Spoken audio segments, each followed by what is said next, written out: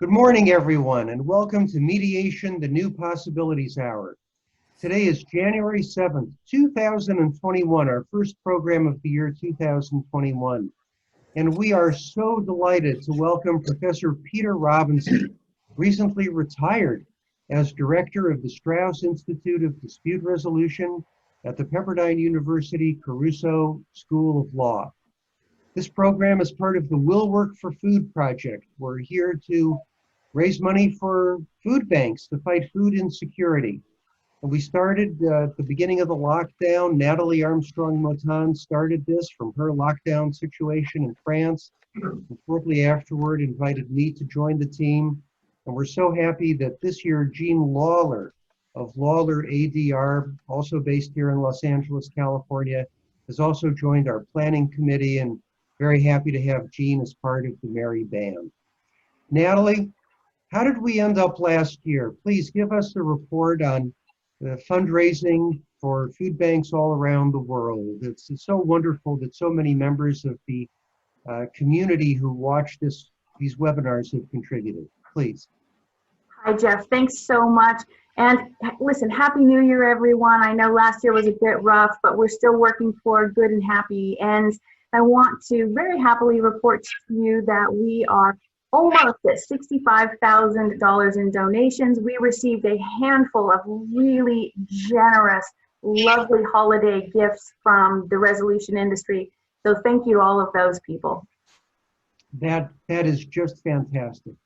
And Peter, we always give every speaker an opportunity to designate one or more food banks that are important to them, and Natalie will post the information in the chat. And if you could please tell us where you would like people who are in a position to contribute, where you would most appreciate contributions, that would be great. And I want you to know that, I give to the Union Rescue Mission. And they ask no questions, they feed the people on Skid Row, and they also provide housing, they do a great work. But it is a religious organization. If you're more comfortable with the non-sectarian organization, the Los Angeles Regional Food Bank is another worthy program that does good work. So those would be two that I'll throw out for your consideration. Fantastic. And we'll post the information in the chat. And for those who are in a position where they are able to contribute, we appreciate contributions of any amount very much. If you please let Natalie know, if you're comfortable letting Natalie know, we can add that to our running total. So, Peter, you are so well known to everybody in the field of mediation from your work at Pepperdine and around the world in religious contexts, secular contexts, every imaginable context of mediation. You're truly one of the pioneers and one of the true superheroes of the mediation field. I could go on and on about you, our personal friendship and everything else for a very long time. People, though, did not come here to hear about that. They came here to hear your pearls of wisdom, apology, and forgiveness in mediation. With that, my friend, the floor is yours. Well, first, I do want to thank Jeff. Jeff has been such a good friend for decades. In fact, I couldn't find the magazine, but I'll let you know, I think it was about 30 years ago when Jeff and I both were just, pups. He made arrangements with, I think, the Daily Journal to create a cover sheet that's the Fab Four. And we had on our black turtlenecs, and it was Jeff and me, and I think Denise Madigan and Jeff Krivis, if I remember right. That's right. And if you ever want to laugh, we should try and go back and find that, and you'll get a kick. But let's get down to business. Time is short, and I had technical issues getting started, so now time's even shorter. I always talk fast. I want you to know, looking at my screen, I see many people who I do know and appreciate, and it's great to see you and to spend an hour together this morning thinking and hopefully growing as we think about our opportunities as mediators. Well, you know, after teaching at Pepperdine for about 20 years, it bothered me that we hadn't touched the soul of dispute resolution, that we taught psychology of conflict, we taught cross-culture, we taught mediation, advanced mediation, we did all these things, but I still felt like we'd missed the heart. And my journey trying to get to the heart led me into exploration of apology and forgiveness in the context of mediation. I spent a number of years just doing reading and putting together thoughts of the folks that I had studied. So let me share what I can with you. I have a whole semester-long class on apology, forgiveness, and reconciliation at Pepperdine. So I got an hour now. So I do want to let you know that if you live in the United States and you are a teacher, I will mail you a copy of all my class materials free. My mission in life now is to get other people to hopefully teach similar classes. If you're out of the country, I'm sorry, I've had many friends who are out of the country. The out-of-country mailing cost, it's cheaper for you just to go buy it on Amazon. It's apology, forgiveness, and reconciliation. But if you're in the United States, I can mail for a book rate for $3, and I'll mail you a copy. You can look at it and see if you want to teach something like this at your school. So teacher at any level. Okay, let's get down into it and find out what we're talking about here. So the challenge at hand is to look at apology. Whoops. Okay. And forgiveness.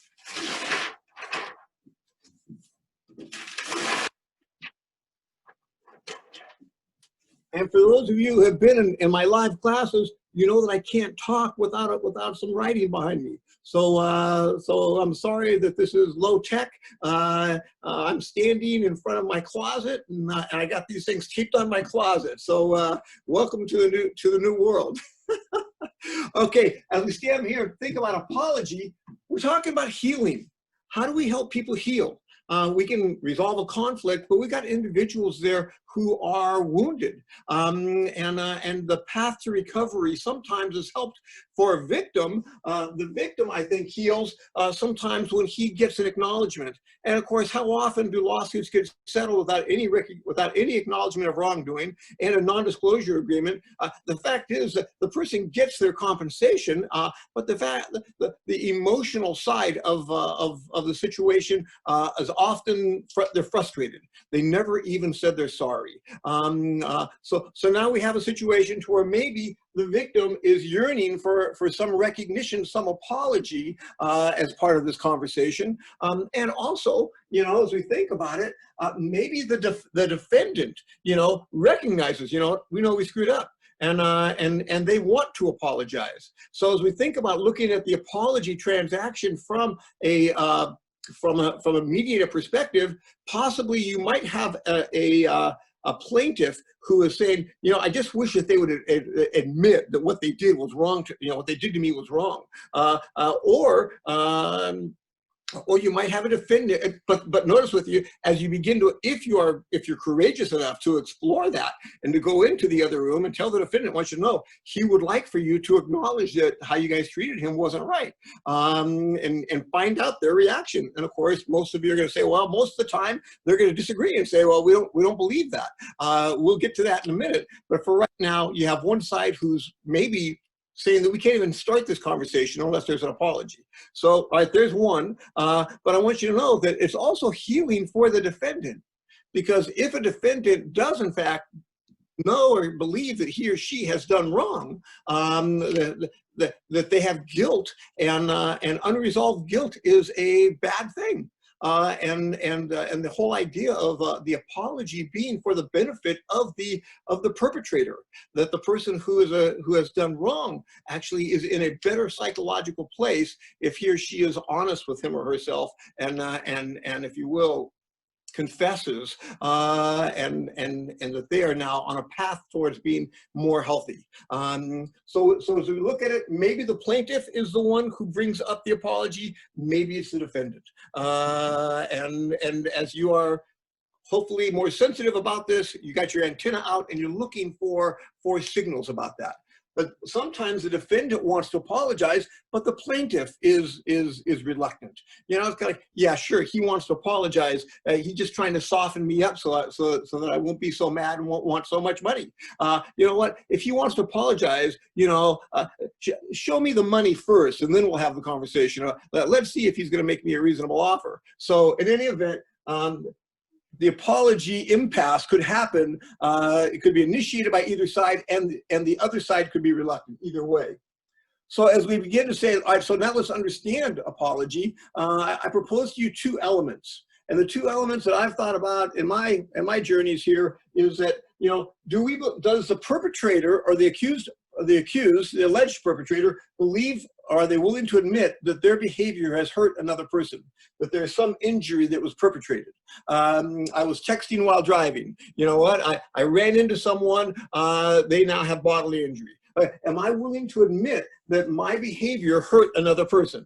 Okay, fair enough. And the second piece of it is, am I willing to say that my behavior was wrong?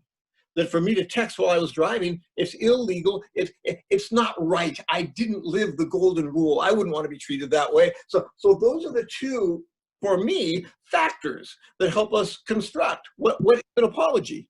And if both of those are present in large measure, we find ourselves out here on the chart, which is a remorse apology.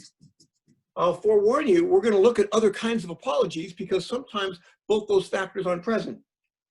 So now we're looking at a remorse apology. I admit that I lost my temper and I spoke harshly, and you know what, that was a failing on my part. I should have had more composure. I should have had more professionals. I should have had more ability to deal with the situation without becoming short.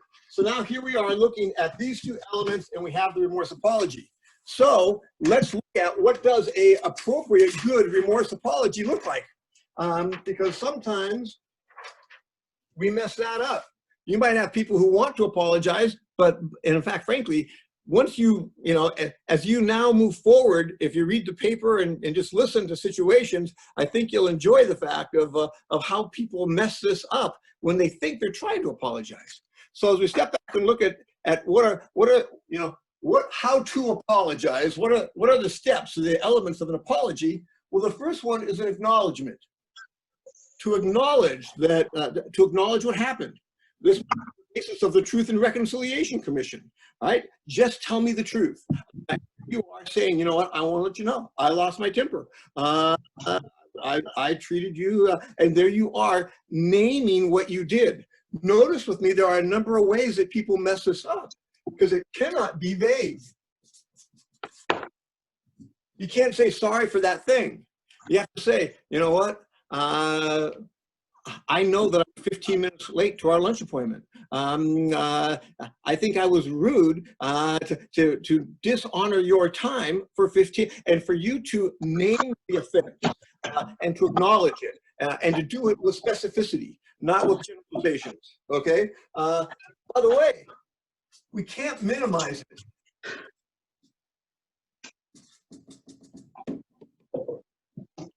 Some people say, well, it's really not that big of a deal, but I'm sorry.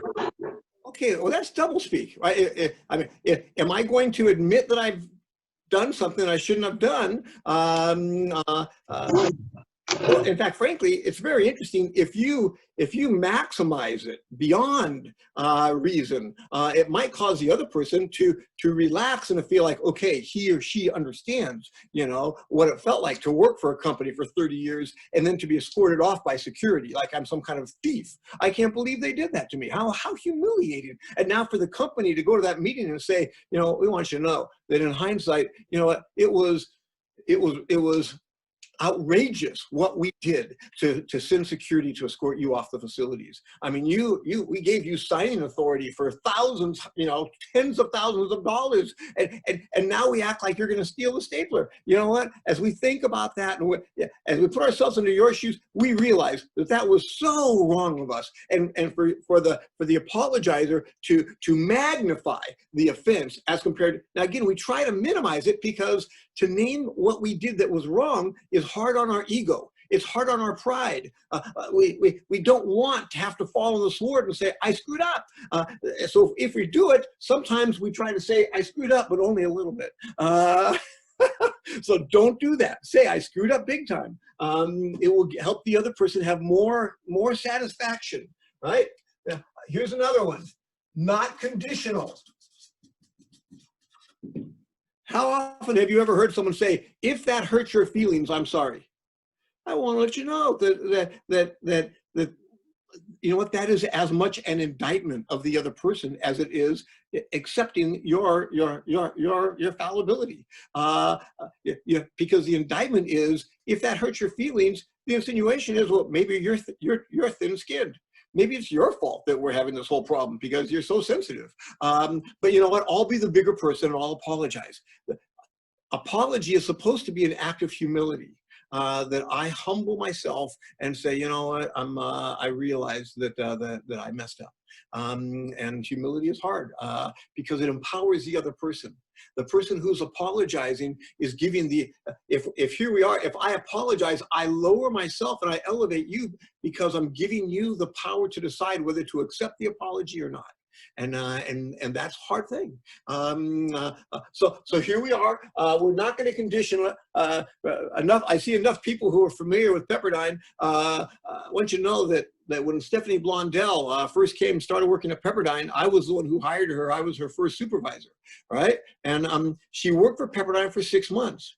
And at the end of 6 months, she came into my office it was like 5:15 at night. We're just getting ready to leave. We were all tired. And she says, Peter, I want you to know I've been here 6 months and I haven't gotten any feedback. Are you happy with what I'm doing? Well, I realized, oh my gosh, this is terrible leadership. I've really dropped the ball here. So so right then and there, I said, well, time out. Stephanie, I want to let you know, you're doing a great job. You know, I love what you're doing with the students in the clinic. I hear nothing but good things, and the students are just so happy. And by the way, I love what you're doing with your psychology of conflict class. I hear great things about that. And I love what you're doing when you're working. And I mentioned 3 or 4 specific things that I loved what she was doing, right? And then I started down a new sentence. I said, and I love, and I couldn't think of any other specific thing to fill in the blank. So because of a lack of words, I said, I love you. Now again, you know, we ended that conversation. I'm driving through Malibu Canyon back to the San Fernando Valley. And as I'm driving, I'm thinking, I love you. That didn't come out right. Boy, the folks down in HR would just love to hear, love to hear your performance evaluation methodology, Peter. And I thought about, we've only known each other 6 months. And I want you to know that night, I thought it through. The next morning I came back, and when I found her again, I said, hey, last night, we had that conversation. I don't know if you noticed, and I don't know if it made you uncomfortable, but I want to let you know, I noticed, and it made me uncomfortable. It doesn't matter if you felt it or not. At the end of that, I said, I love you. And I want you to know that that's not appropriate in the workplace. So here's that idea to where it doesn't matter if you're offended or not. The actor, him or herself, is going to say that by my standards, I'm going to take responsibility for something that didn't come out right. Okay, but the last one we have to watch here is to watch for the passive voice. The third person, right? Instead of I made a mistake, people want to say mistakes were made, right? As if somehow the universe came together to create this moment where I do a faux pas. The universe didn't come together. I just dropped the ball. So we have a situation there of wanting to speak in the passive voice, the third person voice, as compared to the first person voice that said, yesterday, this is what I did. I have agency. I have autonomy. I'm the one who did this, and I'm the one who needs to take responsibility for it falling flat. It didn't go well. By the way, when I talked to Stephanie about that performance evaluation, she started laughing and she said, Peter, I did notice. It didn't make me uncomfortable because I just know you. And anyway, but the fact is that she had noticed, and she thought, that's a little weird. Okay, so here we go. So, but notice this is just the first step of an apology, right? Acknowledging what we did. Okay, the next step is to express remorse, to self-condemn what you did. I want you to know, I did this. Yeah, I want you to know, I have a watch. I can keep time. I know I'm 15 minutes late to lunch. So there now I've named, the offense, right? And then for you to say, I want you to know, I feel terrible. I feel like I've been disrespectful I've dishonored you. I've disrespected your time. I hate whenever I let myself get overcommitted and stretched too thin. And the fact is that I hate when I treat people this way, and I treated you this way. So notice with me, for you to magnify that this is wrong. Part of the dynamic between some people, I don't know, you may not have this. I'll let you know I have this, is that when I feel someone has taken advantage of me or treated me in some way that is not appropriate, there's a part of me that says, you know what? Maybe I should teach him a lesson. Maybe I should do something to get back at him so that he knows that he shouldn't treat me this way. And notice with me, I want to punish him because I feel like he punished me. I want to punish him for his bad behavior. If the person who does the bad behavior has punished him or herself, if they come to me and say, yesterday I did such and such, I want you to know, I went home and I'm so mad at myself. I didn't eat dinner. I slept restlessly. I just couldn't believe that I treated you that way, right? If they are punishing themselves, that voice in my head that says, you know what, they treated you badly, you should punish them, right? It goes away because they're punishing themselves. So here's this moment. I not only need to name what I did, but I also need to let them know that does, I hate when I do that. I condemn it, and I have remorse, right? Now the next step is offer an explanation. This is dangerous because it cannot become an excuse. So therefore, if you get into this territory of an explanation, you might want to make sure, let's be clear, this is not an excuse. What I did is unexcusable.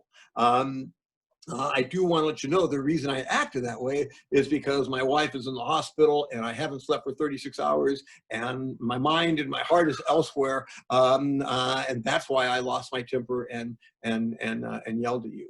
And there you are, explaining but not justifying. Make sure that you always circle back and say, this behavior is not appropriate. I dropped the ball. One of the things that might be helpful for you to know is the reason I acted out of character is because, and then you have whatever the other things going on in your life. And then the last stage of a good apology is reparations. That if in fact you're going to admit that you did something that injured another person and that you believe that you're willing to condemn that behavior, that was wrong, well then take responsibility. Jonathan Cohen was one of the folks who advising clients to apologize, I think is the name of his law review article. He's a professor at University of Florida. Great article. And in there he says that talk is cheap. If you are going to apologize and then not offer reparations, it's hollow. So for you to, now sometimes reparations can be measured and monetary. You damaged my car, you'll pay for the repairs. Okay, there you go. You made it right. But sometimes the injury is not measurable. Sometimes I humiliated a person in my office at a staff meeting, right? Okay, so what are the reparations? I want you to know that I'm going to send around an email to everyone in the office and say, yesterday I humiliated so-and-so at the staff meeting. I want you to know I've apologized to them privately, but it's important for all of you to know that this person is a really valuable member of our team, has made so many positive contributions, and my sarcastic put down was very inappropriate. It's not the environment that I want to have in our office, and I want to make sure everyone knows that that's not who I want to be. And because of that, I am buying lunch today for everyone in the office who can get away at noon. And by the way, when I say I'm buying lunch, this won't be reimbursed by Pepperdine. I'm buying lunch, so everyone knows that. Okay, Peter's putting some skin in the game. So this idea of reparations being part of the apology. So as we stand back and look at this, now we have the roadmap for a thorough, comprehensive apology. But what if the defendant doesn't believe they did anything wrong? Which is, I'm guessing, what you're going to run into most often as a mediator. someone makes an accusation and says, you guys discriminated, and they're going to have some accusation, somehow you treated me wrong. And if the other side agrees, they don't need a mediator. So I think conflict is when someone makes an accusation and the other side says, you know what, I disagree. And it's interesting to now go back and thin slice, what do they disagree about? Do they disagree about having committed the injury, or do they disagree about it being wrong? I'll let you know that if they're both present, we have the remorse apology, but the methodology that we have here allows us to create another kind of apology that I think is important to recognize here. And to look at this place here on the chart, to where someone says, I know that I'm making choices that are going to leave you worse off. But I don't think it's wrong for me to make this choice. I want you to know I've mediated about 70 divorces. In almost every case, the person who's deciding to end the marriage says, you know what, I believe that this is the right thing to do. Our marriage is not healthy. It's toxic. I don't affirm and edify you, and you don't affirm and edify me. We're tearing each other down. And while it'll be painful to go through the transition, I think that what I'm doing is actually better for you, better for me, better for the kids.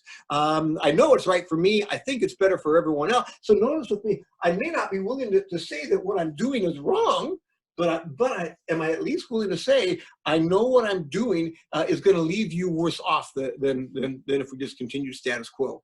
The other place where I've recently experienced this is in a partnership dissolution.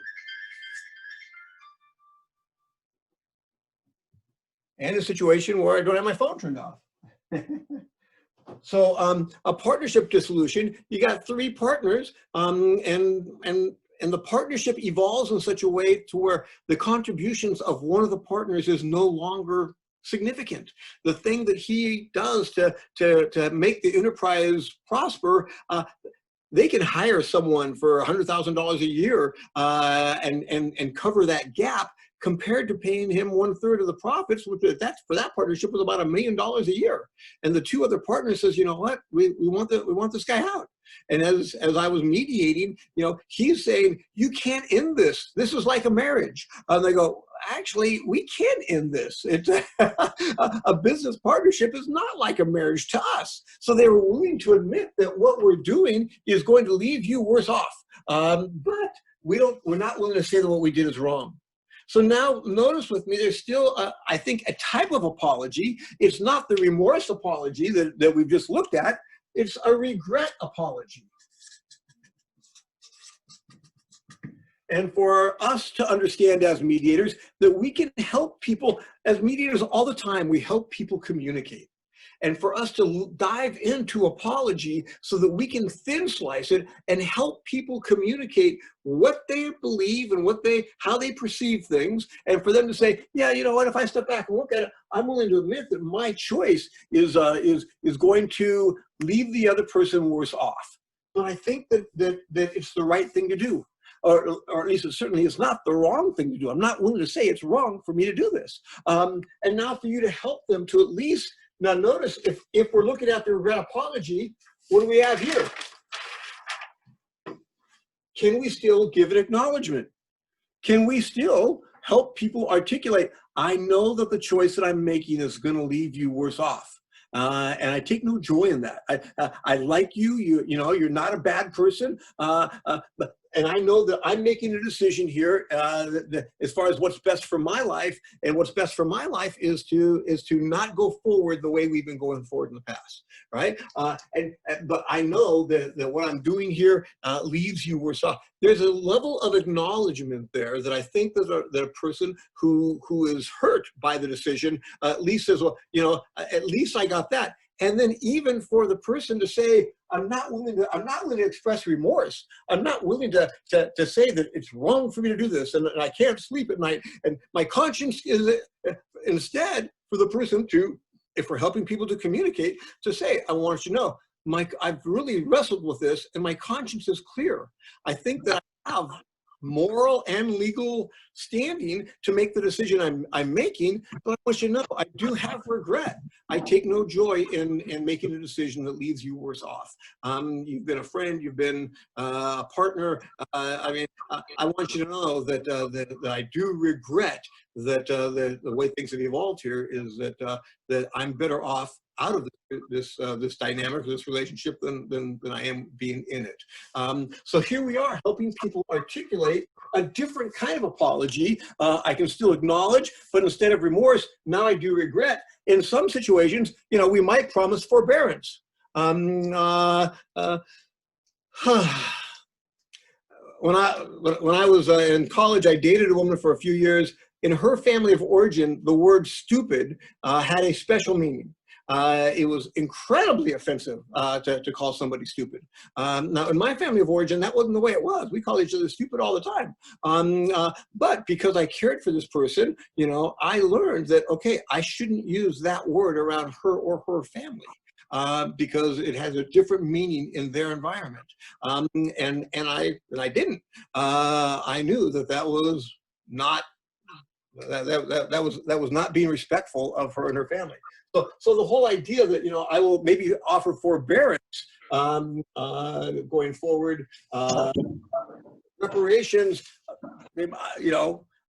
If I'm going to make this decision, I want to be fair about it, and if this is a partnership, you know, we should get some appropriate you know, evaluation, and that you get bought out at a reasonable price. I'm not trying to hurt you. I want to be fair. So here we are. We're still walking our way through, right? But I want to let you know that here's the more controversial, right? So the regret apology. What about the situation where the person who's accused says, I don't think my decision or my behavior is hurting anybody, and I don't think it's wrong.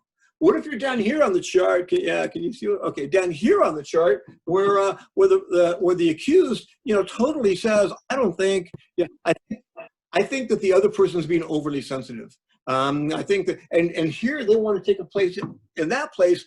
This is called a social harmony apology, and we've all given those often. Right? You are with a good friend, you don't get to spend that much time with them.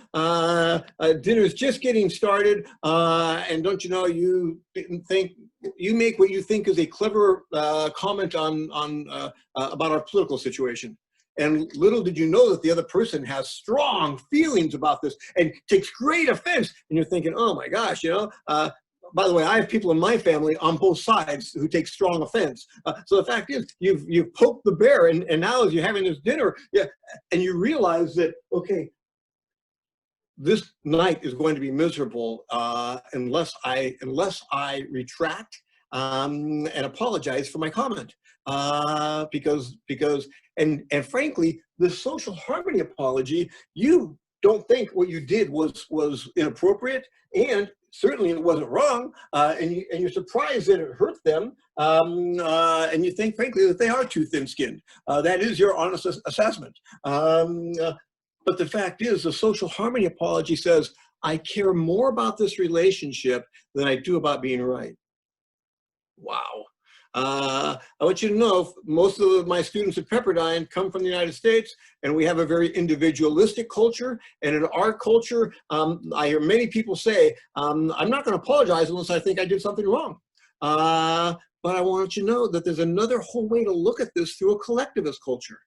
And in the collectivist culture, the idea that what's important is the well-being of the community, of the family, of the team. It's not I don't look at this through an individual lens. I look at this through a lens of how do I help my family be okay?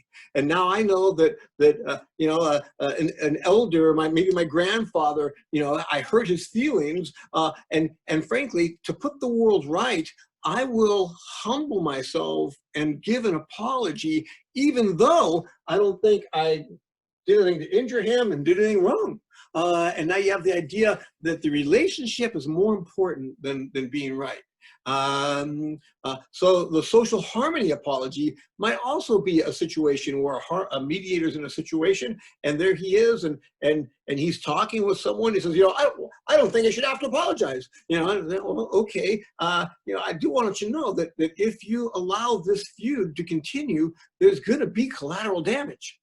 You know, that other people, you cannot have this war with this other person in isolation, and you have mutual friends, maybe mutual relatives, and they're going to have to pick a side. It all gets very, very ugly. And you might want to think about a utilitarian approach to where you give an apology that says, you know what, I'm sorry, because I know that if I don't apologize, that this is going to continue to escalate and go nuts, and I don't want that for my community.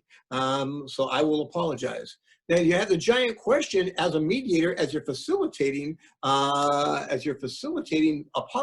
You have a giant question about how transparent to be. Are you going to actually give a social harmony apology and tell the person, I want to let you know, I know I hurt your feelings by my political joke. I know I offended you because you have strong feelings about this. Truth be told, I think that you are kind of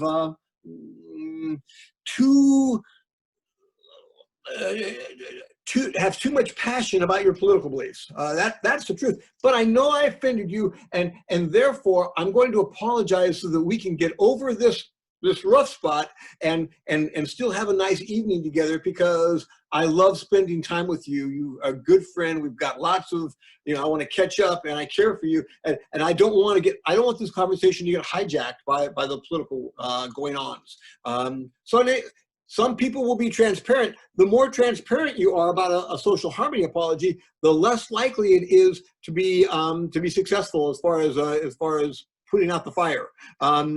Sometimes we embrace intentional ambiguity, and we say we're sorry. And frankly, as a mediator, this raises some real ethical issues to me. How do I feel about facilitating miscommunication?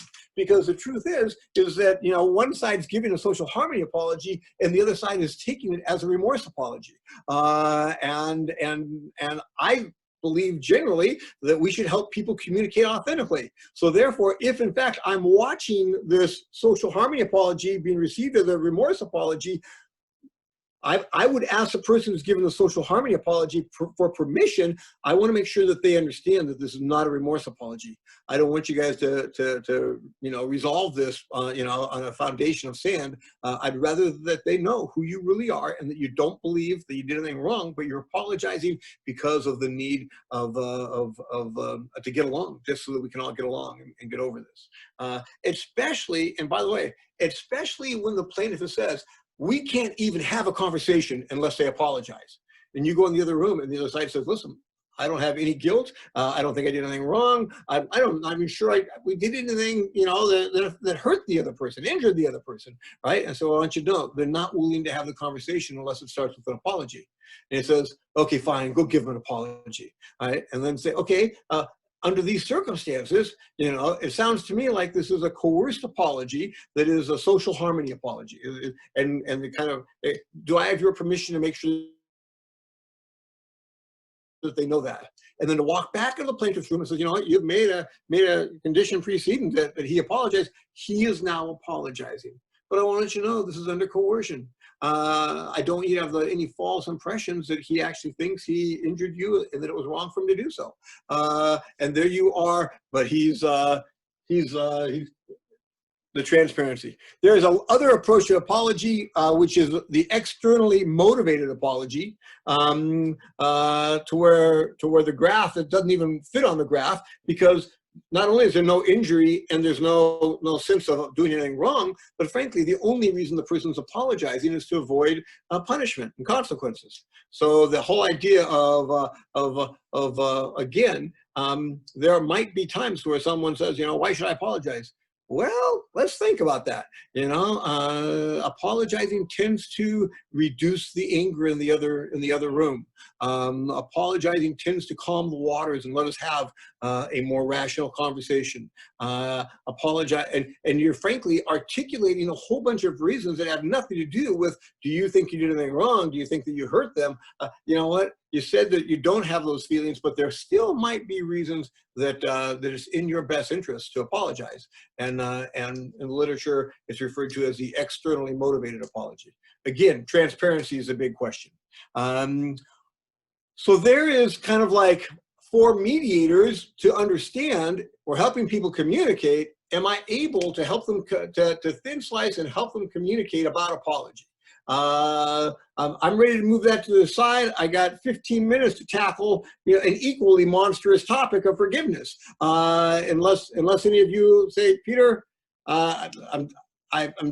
do me a favor, email me if you have a question and you want to deal with it. I'm very easy to find, peter.robinson@pepperdine.edu. Okay, let's turn the page.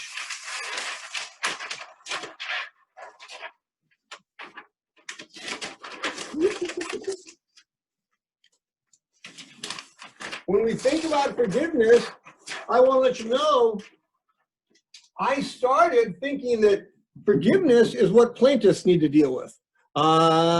They're the ones who have been hurt, and now they're going to get compensation. But how often have we heard people say, well, you know what, I got the money's fine, but you know what, it doesn't make everything okay. You're right, it doesn't make everything okay. You not only suffered a financial or a legal or a business injury, you also suffered an emotional injury. I've had people whose houses have been broken into and burglarized, and they say the loss of a sense of security. Not only do they take my TV, but the loss of a sense that I'm safe within my castle. That's what they really took from me. And so we're affected emotionally by our conflicts. And as we think about forgiveness, sometimes we might be helping a plaintiff who feels like they've been wronged to heal, recover on the emotional side from the experience, right? But I want you to know, I've had many, I say students, but they're practicing lawyers, they're general counsel of the companies. They say, Peter, you don't understand. Defendants need to forgive too. Because often, most of the time, the defendants feel wrongfully accused, you know? And now suddenly they're the victim because you're suing me for sexual harassment, and this has nothing to do with sexual harassment. And the defendant also feels like they have been wounded because they've been accused of bad behavior. What are the metrics for forgiveness? How do we measure what is forgiveness, right? And again, this is just me trying to figure it out, but I've come up with 3 things. One of them is animus, a reduction in animus. You know what? Yesterday, I hated you and prayed that you would burn in hell. All right. Today, you know what? It's okay with me if you just end up in purgatory for a season. Now again, I've moved I used to wish you harm. I wish you less harm. And maybe eventually I get to the place where I wish you well. So how much animus do I have towards the other person, right? One measure is animus. The other measure is reparations. If I lend you $500 and then I tell you I forgive you, does that, and excuse me, and you haven't paid me when you said you'd pay me, if I tell you I forgive you, does that mean that I release you of the obligation of repaying me $500? Is it possible to construct a type of forgiveness that says, I forgive you for not paying me when you said you would? Now, when will you pay me? And to still, you know, say, I still want justice. I still want fairness between us, but I'm not. I don't hate you. I have compassion for you, but I also still expect, you know, reparations. Okay. Well, the third measure is the future relationship.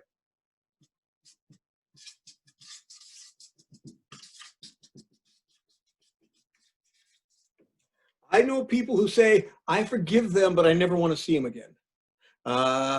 And is it possible to, and by the way, and there are times to where it is healthy to say it's not good for us to be in proximity. You know, we are not good for each other. It's we tear each other down. It's just it's negative, and therefore I want you to know I have no hard feelings against you. I've decided to wish you well, and you know what? We've made our financial resolution. That's fine, but you know, I'm going to keep my distance. I might keep my distance physically and not. Well, the battered spouse is the classic example, right? Should they go back to that relationship? And I think almost all of us will say, no, this is an abusive relationship. Don't go back. This is not wise to go back. So the fact is, I think you can have a kind of forgiveness. So each of these might be different in different situations. And that's why the word forgiveness is so explosive.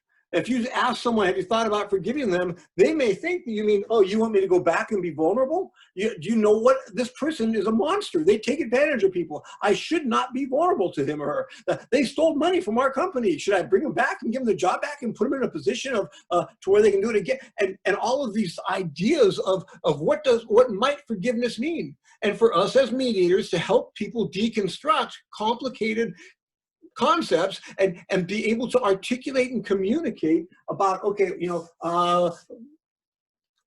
what's an appropriate kind of forgiveness in this situation.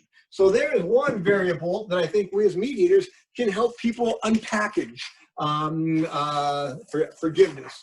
But the question is that we have people who are hurting. And I think that apology is helpful for healing. I think forgiveness is all about healing. And in fact, there are 3 paths to forgiveness. I want you to know the first 2 or 3 times I taught the class, I did not realize this. I would read books on forgiveness, and many authors just kind of have their paradigm for forgiveness, and they don't acknowledge any other paradigm, and I was not able to, I don't know, probably after a couple of years, I finally read a book that helped me understand it, and the book said, realize that there's 3 different models, and suddenly I can go back and look at different authors and realize that they're operating from one or the other model, right? So one of the models is called therapeutic forgiveness.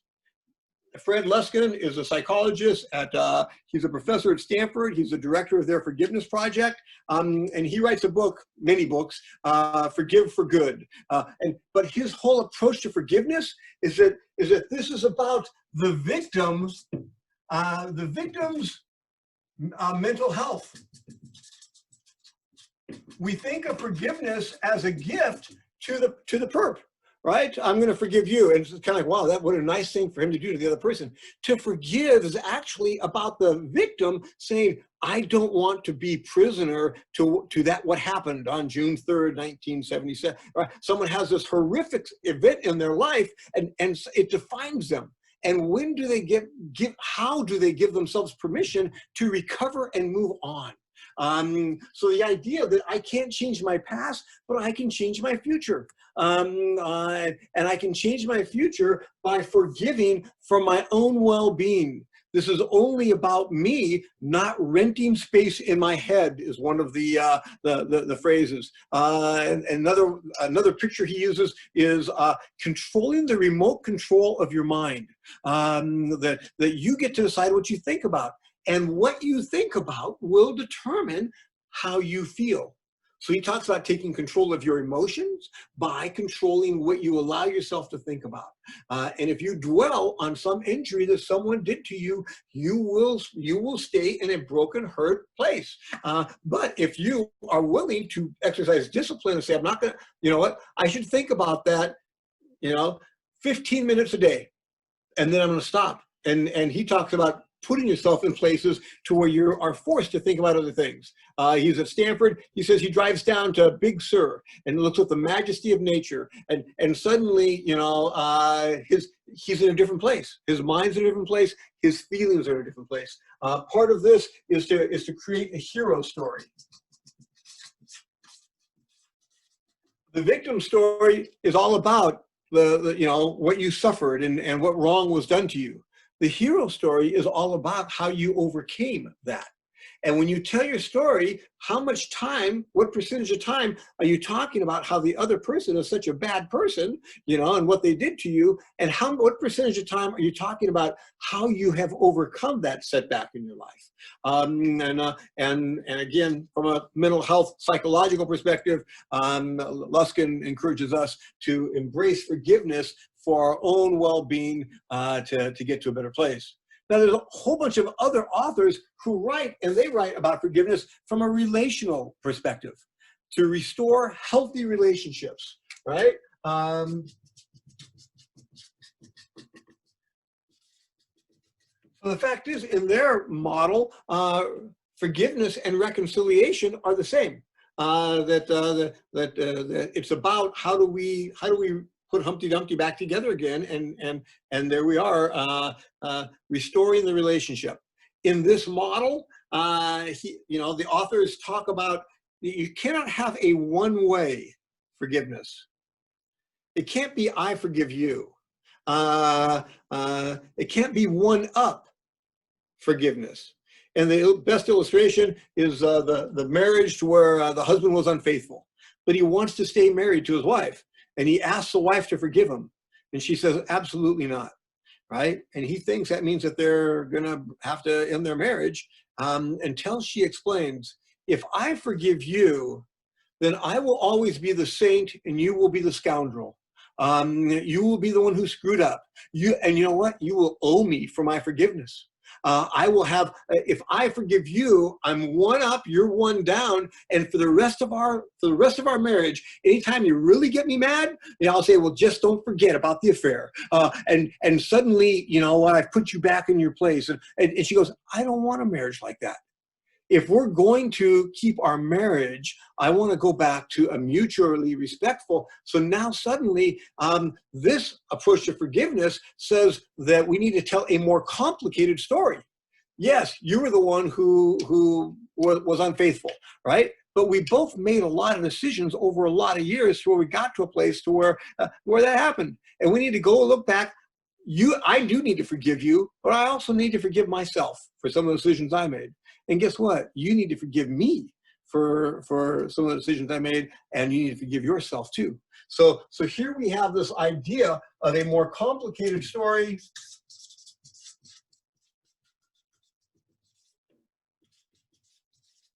As compared to the soundbite. The last model of forgiveness, there are many people who write, I won't worry about that. The last model of forgiveness is redemptive forgiveness. And this is a forgiveness that comes from living your value system. And many people have a value system that says, you know what? I choose to be a person who doesn't hold grudges. I choose, and you have constructed. Now, it might be because of your religious beliefs. Many of the world religions challenge us to be forgiving people. And in fact, many of them say that, the Creator will forgive us in the same way we forgive others. So I'll just let you know that I'm a religious person, and there are many times where I've prayed, forgive us our debts as we forgive our debtors. And then I've put a little asterisk there and say, hey, you know what? Right now, I know there's someone I need to forgive that I haven't forgiven yet. So if I die tonight, I need more forgiveness than I'm giving. So I'm not really meaning, what I just prayed. So here we are in this idea of either drawing on maybe our religious beliefs, but I have many students say, Robinson, I'm not a religious person. I don't have any sacred texts, but I still have a system of ethics to where I believe that I'm better off by forgiving. And that's who I am. And now the whole idea of living your belief system, and that will drive many people to forgiveness. Now here are 3 different languages, depending as a mediator who you're talking to, and what they might be responding to. But I hope that again we would be sensitive. The forgiveness word is so mysterious that it's almost, to me, better to not use it. Instead, to talk about the elements and to say, do you want to be angry? Now make sure you hear this, okay? That all the books on forgiveness says that anger is appropriate and healthy. If you have suffered some injustice, you should be angry. If you're not angry, you lack self-respect. So you should be angry, but it doesn't age well. And frankly, there are benefits to being angry, and there's benefits to being a victim. That you get sympathy from others, you have the moral high ground, all of that is a great, oh my gosh, my spouse left me, and all of your friends will come around and say, oh, you poor guy, and you get all this love, right? Except if you stay in the place of being a victim, eventually your friends will not want to spend time with you.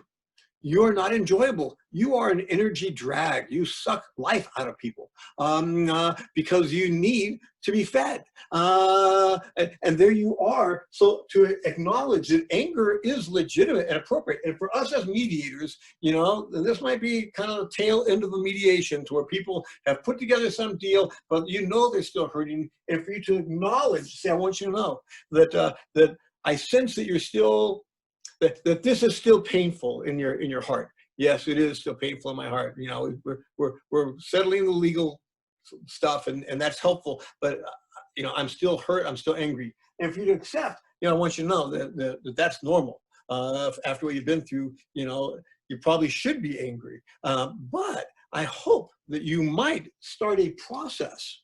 And here you are encouraging people to think about, so what's your plan to, at some point, and by the way, I don't know the timing on this. For some people, it might be a week. Other people might be a month. Other people might be a year. But I hope that you're on some kind of a path to where, at some point, you wake up in the morning and this doesn't define you, doesn't control you, and that you're at a place to where you've moved on with your life and you're doing what makes you happy and what makes those around you happy, and that you're a person who is building love and kindness in the world as compared to forever saying, you can't believe what happened to me, this person did this, and I just couldn't get over it. It's kind of like, well, you haven't gotten over it. It's clear about that because that happened 20 years ago.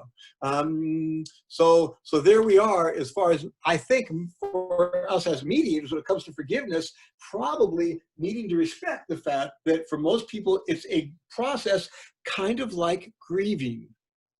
And we all know that grief has a journey and different stages and what have you. I think forgiveness for most people does also. In fact, it might be very similar path because I think that we have to grieve the death of what we thought we had.